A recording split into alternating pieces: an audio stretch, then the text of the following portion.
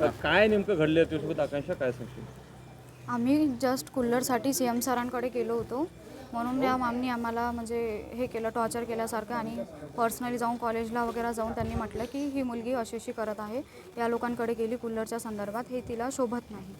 तर यांनी सपोर्ट करायला पाहिजे नव्हतं आम्हाला की कूलर नाही आहे तर ठीक आहे, आम्ही समाज कल्याणला जाऊन तुमची ही मागणी करते आणि कूलरचं जे काही होईल आम्ही आमच्याकडून सपोर्ट करू. पण यांनी असं काहीच नाही केलं. उलट आम्हाला म्हटलं की तुम्हाला नसेल पटत तर तुम्ही घरी चालले जा.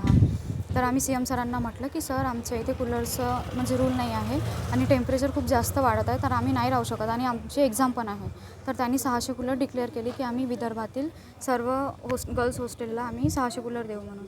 खरं तर तुझ्यामुळे 600 कूलर लागले, याचं कौतुक करण्यापेक्षा तुला त्यांना त्रास मी दिला तेच जातो. म्हटलं होतं की त्यांनी मला एक नोटीस दिली होती की मला 7:30 वाजतात म्हणून, की तुला लेट होते हॉस्टेलला यायला, तर त्यांनी नोटीस दिली.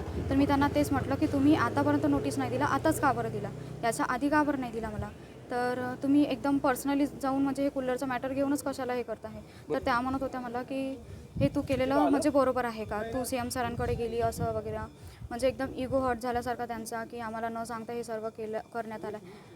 तर तुला आता नोटीस बजावली आहे, काय नोटीस बजावली आहे, की त्याच्यात काय मी उल्लेख केला आहे? की त्याच्यामध्ये की मी नोकरी करते म्हणून, आणि ते नोकरी नाही ॲज अ इंटर्नशिप आहे आणि 1 इयर ती करावीच लागते, कंपल्सरी राहते.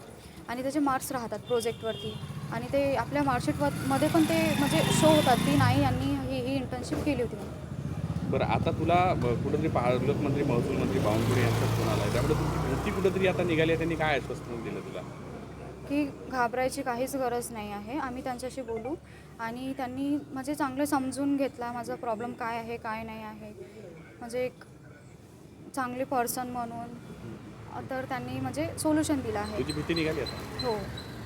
ज्या पद्धतीने तुला त्रास दिला जातो, आता ती त्रास वाटते का तुला? रूम नाही खाली करायची गरज पडेल? नाही, मला नाही वाटत की आता हॉस्टेलमध्ये सोडायची वेळ येईल म्हणून. आणि माझे एक्झाम पण चालू आहे त्याच्यामध्ये. म्हणजे पालकमंत्र्यांचे आभार मानतील तू आता? हो, थँक्यू म्हणणार ना त्यांना.